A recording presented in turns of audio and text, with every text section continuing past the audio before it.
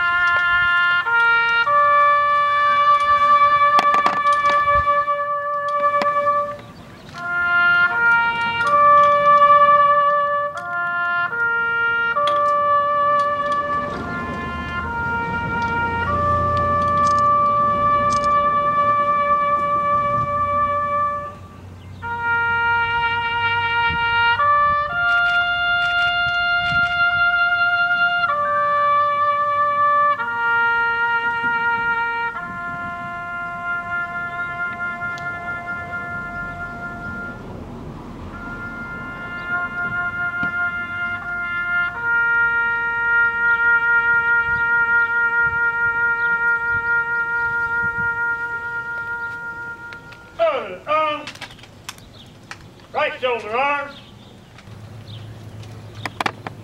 Right face. Arms. As luck would have it, on the evening of April 17th, Ernie Pyle appeared and began introducing himself to the soldiers gathered around.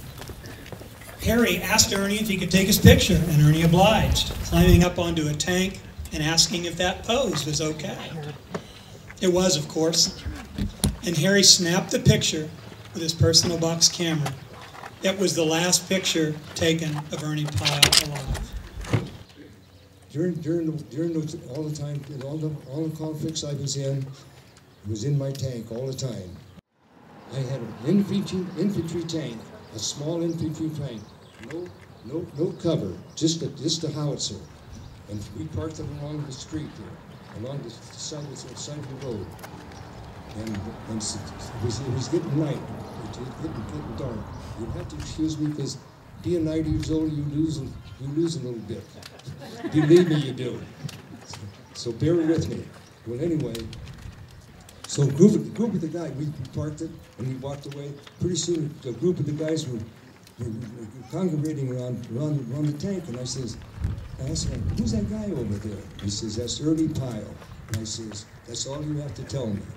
So I ran over there and I introduced myself to Ernie. And I says, Ernie, can I take a picture of you on my tank?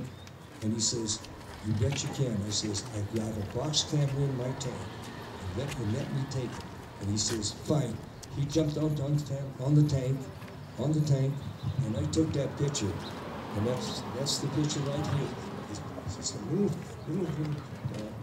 2x7 picture with a little box camera that I've been all through the war. I had in my tank and with me all the time. It never left me, and it paid off in the long run to have a picture like this man here. And thank you for letting me to tell my little story to you people how that picture originated, and that's how they did it. And I thank all of you for having me here. Thank God.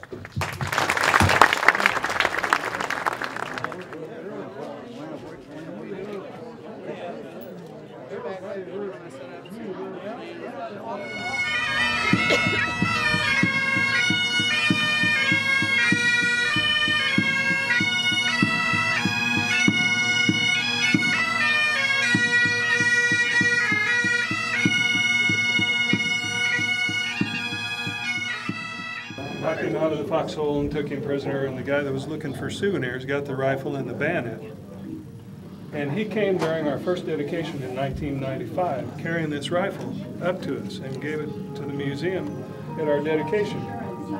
And his wife said, the thing that I remember is that when I read the article, I knew my husband was still alive 8 days earlier. Cover of Time, he was carried in Look and Life and Post.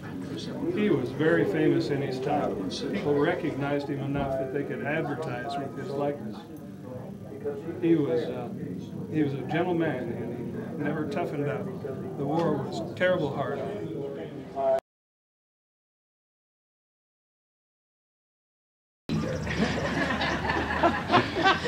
But what a blessing it is to see the interest and the energy and the time, the organization, the Friends of Ernie Pyle have invested in order for the memorial continuation.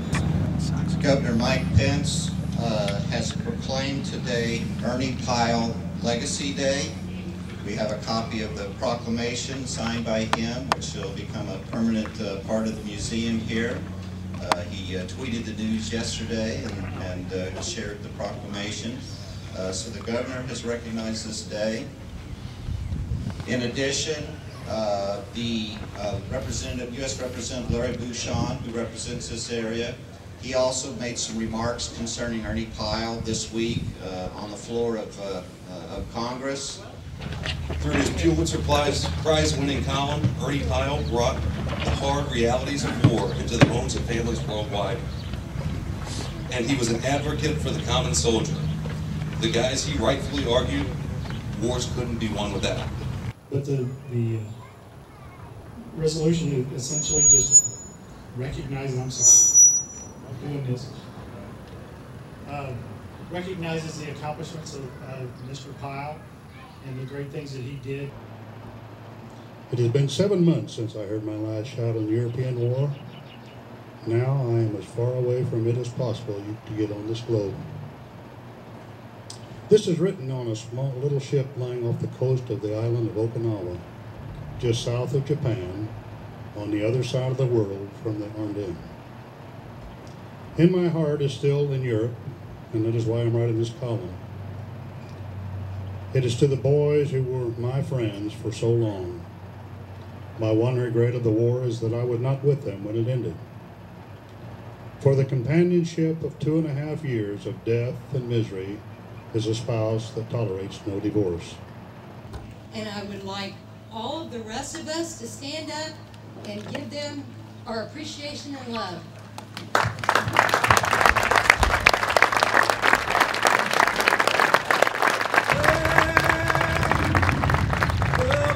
Bursting in air gave proof through the night that our flag was still there. Oh, say does that star-spangled banner yet wave? For the land of the free and the home of